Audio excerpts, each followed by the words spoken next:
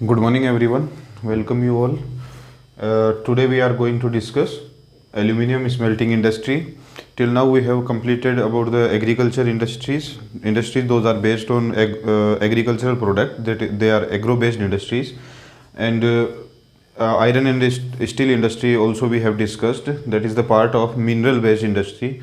And second important industry of this metallurgical industry is aluminium smelting industry. Clear? तो aluminium smelting industry के बारे में हम discuss करेंगे। इसमें भी इंडस्ट्रीज़ को हमें एज ए ज्योग्राफी हमें यही डिस्कस करना है कि इसका इम्पोर्टेंस क्या है। देखिए मेनली ज्योग्राफी का इंडस्ट्रीज़ में क्या इंटरेस्ट है, ठीक है। इंडस्ट्रियल सेक्टर इकोनॉमिक्स का पार्ट होता है, बट इनको हम as a economic geography study करते हैं into the subject geography. Okay, so जैसे कि मैंने बताया था कि geography is the subject which study the relationship, ठीक है। तो ये रिलेशनशिप को स्टडी करेगा। मेनली हम ज्योग्राफी में इनके डिस्ट्रीब्यूशन को स्टडी करते हैं। किसको स्टडी करते हैं? डिस्ट्रीब्यूशन को। तो मिनरल्स को भी हम उसी तरीके से स्टडी करते हैं, डिस्ट्रीब्यूशन को देखते हैं, और ह्यूमन बीइंग के लिए वो किस तरीके से इंपॉर्टेंस है उसकी वो देखते हैं। इसी तरीके से इंडस्ट्रीज़ को भी आपको जब आप इसकी स्टडी करें तो आपको इस चीज़ को ध्यान में रखना है कि हमें एल्यूमिनियम स्मेल्टिंग में क्या हो रहा है, किस तरीके से हो रहा है, उस चीज़ पे नहीं जाना है, प्रोसेस नहीं देखनी है, ठीक है। हमें क्या करना है, हमें इनका एक तो डिस्ट्रीब्यूशन देख लेना है, और ऊपर से थोड़ा सा ये देखना है कि एल्यूमिनियम जो है उसका इम्पोर्टेंस क्या है, ठीक है, ह्यूमन बीइंग के लिए। दूसरा डिस्ट्रीब्यूशन हो गया, इम्पोर्टेंस हो गया। थर्ड जो चीज़ हम इसके देखेंगे, इसमें प्रॉब्लम क्या है। डिस्ट्रीब्यूशन कहीं है तो वो क्यों है, और इसके साथ प्रॉब्लम क्या है इस इंडस्ट्री के साथ, या इस इंडस्ट्री के साथ पर्टिकुलर कोई प्रॉब्लम जुड़ी होती है। किसी न किसी इंडस्ट्री के साथ कोई ना कोई रॉ मटेरियल से रिलेटेड प्रॉब्लम हो सकती है, ठीक है। तो उन चीज़ों को हमें देखना है। तो इस तरीके से आपको किसी भी इंडस्ट्री को स्टडी करना है। क्लियर? तो एल्यूमिनियम इंडस्ट्री को, स्मेल्टिंग इंडस्ट्री को स्टार्ट करते हैं। देखिए सबसे पहले तो एल्यूमिनियम के अंदर इंडिया जो है, aluminium is third in the production of aluminium. India third place पे है, ठीक है। India place third in aluminium production. और इंडिया के अंदर यदि हम बात करें सो ओडिशा प्लेस्ड फर्स्ट पोजीशन, ठीक है। So largest aluminium producing state in India is the Odisha, okay, and India place third position in the world. Clear? तो ये एमसीक्यूज के लिए इंपॉर्टेंट हो जाता है, तो इन चीज़ों को आप ध्यान में रखेंगे। सेकंड देखिए, इस aluminium industry is the second most important metallurgical industry after iron and steel industry. Okay, iron and steel industry जो है वो सबसे ज़्यादा इंपॉर्टेंट मेटलॉजिकल इंडस्ट्री है। After this aluminium smelting industry is the second most important industry. Okay, it is also heavy industry. It is the heavy industry just because the production and the raw material used in this industry is heavy and bulky, okay, and it is also considered as the basic और key industry। क्या होता है basic और key industry, मैं आपको 2 से 3 बार बता चुका हूँ इस बारे में। तो देख लीजिए, बेसिक और key industry are those industries whose product, ठीक है, ध्यान में रखना इन वर्ड्स को, हुज प्रोडक्ट, इन इंडस्ट्रीज का प्रोडक्ट होगा, लाइक एल्यूमिनियम इंडस्ट्री का जो प्रोडक्ट होगा, they are used in another industry as a raw material. दूसरी इंडस्ट्री में एज ए रॉ मटेरियल वो कंसिडर किया जाएगा। So the aluminium smelting industry is considered as the basic और key industry. Then aluminium obtain from the bauxite. और क्या होगा aluminium का? Bauxite. Bauxite is the ore of aluminium. Bauxite जो होता है बल्क होता है, बल्कि होता है नेचर में, तो इसीलिए इसको हम कंसिडर करते हैं हैवी इंडस्ट्री, ओके। और डार्क रेडिश कलर का होता है, ठीक है, ज़्यादा इंपॉर्टेंट नहीं है, बट फिर भी आपको पता होना चाहिए। बॉक्साइट जो है वो डार्क रेडिश कलर का होता है और बल्कि होता है, ठीक है। बॉक्साइट से क्या होगा, अब इसका जो एल्यूमिनियम स्मेल्टिंग का जो प्रोसेस होता है, आपको हो सकता है एमसीक्यू के अंदर ये पूछ ले। तो बॉक्साइट गिवन होगा, देन एरो मार्क करके एल्यूमिना गिवन होगा, एल्यूमिना, और देन एल्यूमिना से हम जो है एल्यूमिनियम गेन करते हैं। क्लियर? ठीक है। फर्स्ट बॉक्साइट होगा, बॉक्साइट को हम प्रोसेस करेंगे, देन एल्यूमिना हमें मिलेगा प्रोसेसिंग में, देन एल्यूमिना को हम प्रोसेस करेंगे, स्मेल्टिंग प्रोसेस इस पे अप्लाई होता है, ठीक है। Then we gain aluminium, okay. तो ये 3 सीक्वेंस हैं, बॉक्साइट से एल्यूमिना और एल्यूमिना से एल्यूमिनियम, ठीक है। तो ये आपको थोड़ा सा ध्यान रखना है बस। क्लियर? अच्छा, बॉक्साइट इंडस्ट्री के लिए कुछ इंपॉर्टेंट है, जैसे एल्यूमिनियम इंडस्ट्री के लिए कुछ इंपॉर्टेंट है, जैसे कि एल्यूमिनियम इंडस्ट्री के अंदर एनर्जी बहुत ज़्यादा कंज्यूम होती है। स्मेल्टिंग इंडस्ट्री है, ये ध्यान में रखना है, तो पावर सबसे ज़्यादा इंपॉर्टेंस रखती है इसके लिए, ठीक है। रॉ मटेरियल अरेंज हो जाता है लेकिन फिर भी पावर जो है, क्योंकि स्मेल्टिंग इंडस्ट्री है और इसके अंदर इलेक्ट्रिसिटी जो पावर है, ठीक है, जो फर्नेस जो होती है उसके अंदर जो इलेक्ट्रिसिटी कंज्यूम होती है वो बहुत ज़्यादा कंज्यूम होती है। सो पावर इंटेंसिव इंडस्ट्री हम इसको बोल सकते हैं। क्या बोल सकते हैं? Power intensive industry.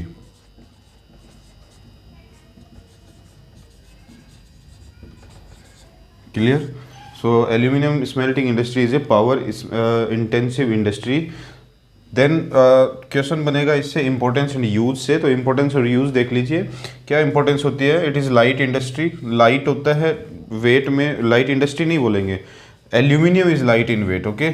Aluminium light industry अलग इंडस्ट्रीज होती हैं, दे आर इलेक्ट्रॉनिक इंडस्ट्री है, मैंने आपको बताया हैवी इंडस्ट्री है वैसे ये, ठीक है। लेकिन एल्यूमिनियम जो होता है वो वेट में लाइट होता है। सो इससे हम एयरक्राफ्ट इंडस्ट्रीज होती है उसके अंदर हम इसको यूज़ में लेते हैं। It is resistant to corrosion, corrosion के लिए रेजिस्टेंट होता है, तो हम इसको यूटेंसिल वगैरह बनाने में यूज़ में लेते हैं। तो एल्यूमिनियम का क्या इंपॉर्टेंस हुआ? It is light in weight, resistant to corrosion and good conductor of heat, heat का भी गुड कंडक्टर होता है, that's why we use in the electrical industry, ठीक है। तो एल्यूमिनियम को इलेक्ट्रिकल इंडस्ट्री में भी यूज़ में लेता है। तो it is good conductor of heat, it is malleable, malleable it means easy to shape, shape देने में ईजी होता है without breaking. So it is malleable and become hard and strong when you mixed with other metals, तो alloy भी बनाए जाते हैं, ठीक है। तो ये हार्ड बन जाता है या स्ट्रॉन्ग हो जाता है जब हम इसको किसके साथ, अदर मेटल्स के साथ इसको मिक्स करते हैं। It is use to make utensils, wire and aircraft, तो यूटेंसिल वगैरह बनाने में, वायर इलेक्ट्रिकल इंडस्ट्री के अंदर, एयरक्राफ्ट वगैरह में इसको हम यूज़ में लेते हैं just because it is light in weight, ठीक है। Then it is suitable for, it is substitute of, ठीक है। तो ये पॉपुलर क्यों हुआ aluminium? Just because it is substitute of steel, copper, zinc and lead, तो इनका एक सब्सटीट्यूट बन के आया। जस्ट आप देखिए पहले जो कॉपर वायरिंग होती थी अब वो एल्यूमिनियम वायरिंग होती है। कॉपर कॉस्टली होता है, एल्यूमिनियम उससे चीप रेट पे अवेलेबल हो जाता है। कॉपर का प्रोडक्शन लिमिटेड हो अब थोड़ा सा मतलब क्या हुआ कि कॉपर को हम इतना ज़्यादा एक्सप्लॉइट किया है, ठीक है, तो लिमिटेड अवेलेबिलिटी है कॉपर की, तो कॉपर थोड़ा सा कॉस्टली है, ठीक है। लेकिन एल्यूमिनियम जो है अभी हमने इसको स्टार्ट किया है इन इलेक्ट्रिकल इंडस्ट्रीज, तो एल्यूमिनियम का use day by day increase हो रहा है, ठीक है। तो it is substitute of copper. Steel वगैरह के लिए भी हम देखें यूटेंसिल वगैरह बनाने में स्टील का यूज़ लेते थे, ठीक है, तो एल्यूमिनियम ने उसको भी रिप्लेस किया है। तो ये स्टील, कॉपर, जिंक और लेड का एक सब्स्टिट्यूट है इन मैनी इंडस्ट्रीज, ओके। तो इस चीज़ को आपको ध्यान में रखना है। देन नेक्स्ट आपको इसके अंदर क्या ध्यान रखना है, इसके लिए जो इम्पोर्टेंट है कि इलेक्ट्रिसिटी, तो ये देखिए लोकेशन के लिए मेनली 2 पॉइंट गिवन है आपके पास। First one is the regular supply of the electricity, तो इसको सबसे फर्स्ट पॉइंट आप बनाएंगे जस्ट बिकॉज इलेक्ट्रिसिटी और power is very important for aluminium smelting. So we have regular supply of electricity for the to locate an aluminum smelting industry. Then second is the source of raw material at cheap rate. Okay, तो raw material तो किसी भी industry को जो भी आपके locational factors हैं वो सारे अप्लाई होंगे, लेकिन जो टॉप प्रायोरिटी कौन रखता है, regular supply of electricity. Clear? Then raw material के सोर्सेज चीप रेट पे अवेलेबल होना, ये किसी भी इंडस्ट्री के लिए एक लोकेशन फैक्टर होता है। इसके अलावा labour, capital etcetera. Then process के अंदर मैंने आपको बताया था कि एमसीक्यूज में आपको पूछ सकता है, बॉक्साइट होगा, बॉक्साइट के बीच में आपको यदि ब्लैंक स्पेस दे और देन एल्यूमिनियम रिटर्न हो तो आप डायरेक्ट बता सकते हैं बॉक्साइट से हमें एल्यूमिना मिलेगा, देन वी गेट एल्यूमिनियम।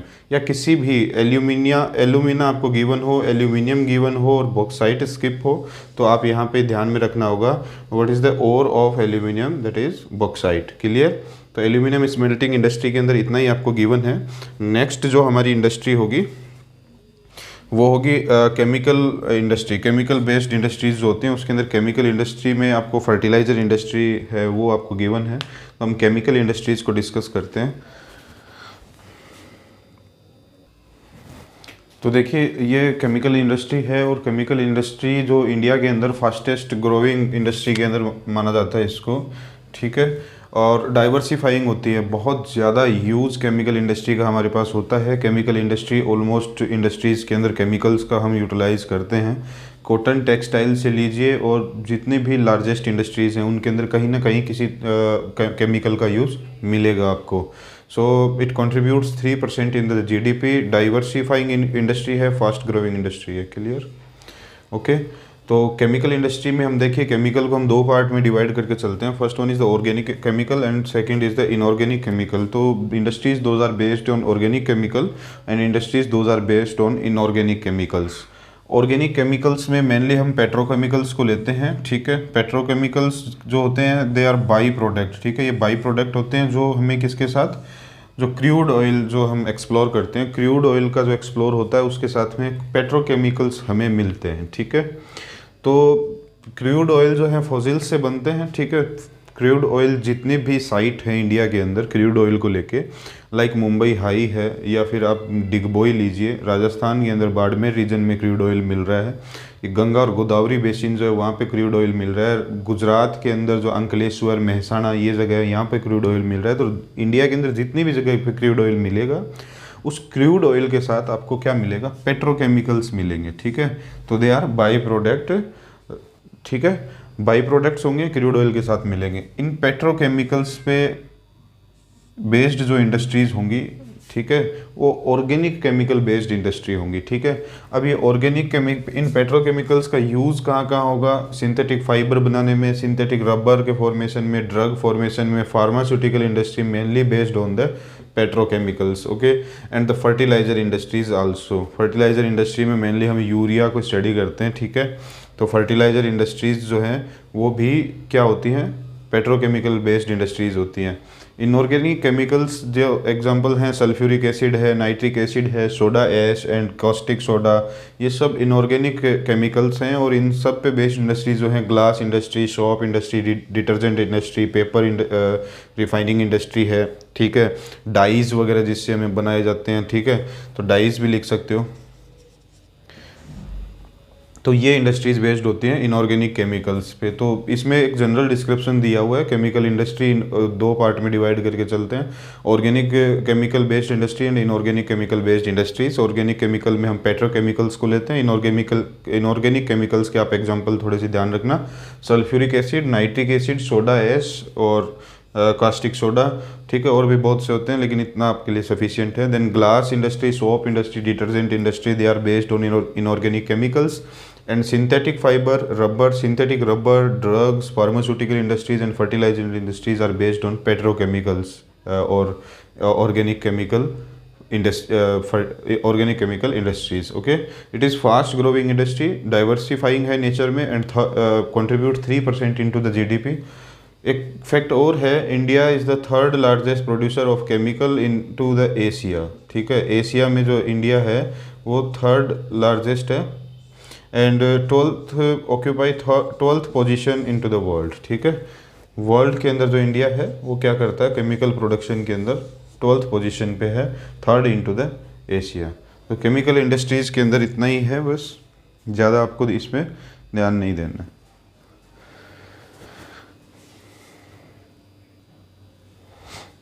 देखिए ये कुछ एडिशनल इंडस्ट्रीज़ हैं जो आपको वीडियोस में एक्सप्लेन की जा रही हैं, ठीक है। इनका एक चीज़ को ध्यान में रखना है कि जो प्रीवियस हमारी क्लासेज हुई थी उसके अंदर हमने केमिकल इंडस्ट्रीज, सीमेंट इंडस्ट्रीज़ इनको एक्सप्लेन नहीं किया था, जस्ट बिकॉज पहले आपके सिलेबस का पार्ट नहीं थे, ठीक है। अभी जो लेटेस्ट सिलेबस आया after reduction due to covid, उसके अंदर जो आपका जो सिलेबस गिवन है उसमें क्लियरली मेंशन नहीं है कि ये इंडस्ट्रीज़ आपके सिलेबस का पार्ट नहीं है, ठीक है। सो इसीलिए हमें इन इंडस्ट्रीज़ को कवर करना पड़ रहा है। नोट्स से रिगार्डिंग मैं आपको बता रहा हूँ कि नोट्स आपको टोटल गिवन है, ठीक है। जितनी भी इंडस्ट्रीज़ हैं उनके नोट्स आपको गिवन है। जो एडिशनल इंडस्ट्रीज़ है, ठीक है, तो जैसे ही क्लास रन करेगी या फिर मीनवाइल हम आपको नोट्स इसका प्रोवाइड कराएंगे, ठीक है। तो नेक्स्ट इंडस्ट्री जो हमारी होगी that is cement industry. So let's start.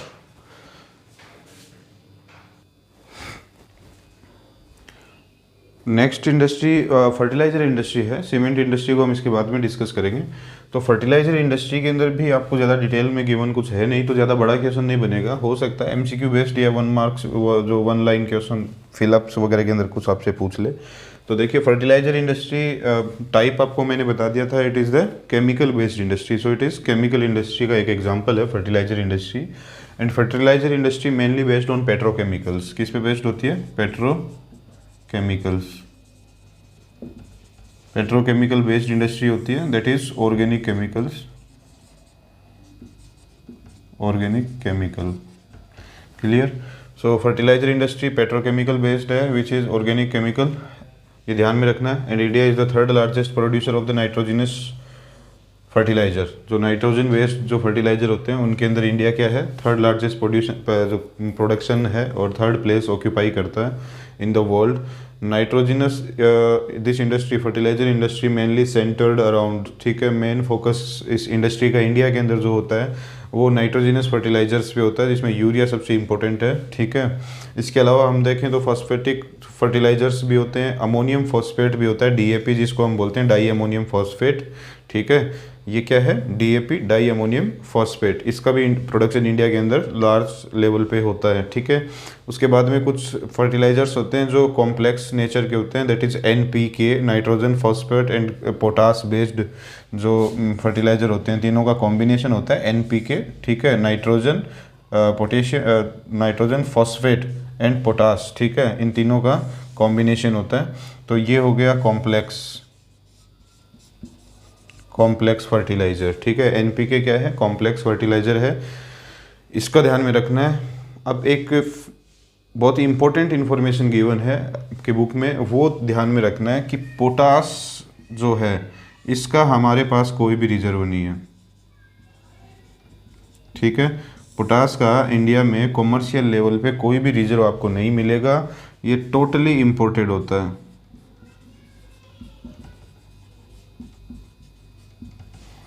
ठीक है। इस चीज़ का ध्यान में रखना है। इसीलिए हमारा मेन फोकस किस पे होता है? यूरिया पे होता है, नाइट्रोजिनस फर्टिलाइजर पे होता है, ठीक है। पोटास का रिजर्व नहीं होने की वजह से इंडिया के अंदर कोई भी रिजर्व आपको नहीं मिलेगा पोटास का, ये टोटल इंपोर्टेड होता है। और जितना भी पोटास बेस्ड, पोटास जिसके अंदर भी यूज़ में आ रहा है, ठीक है, वो क्या होगा?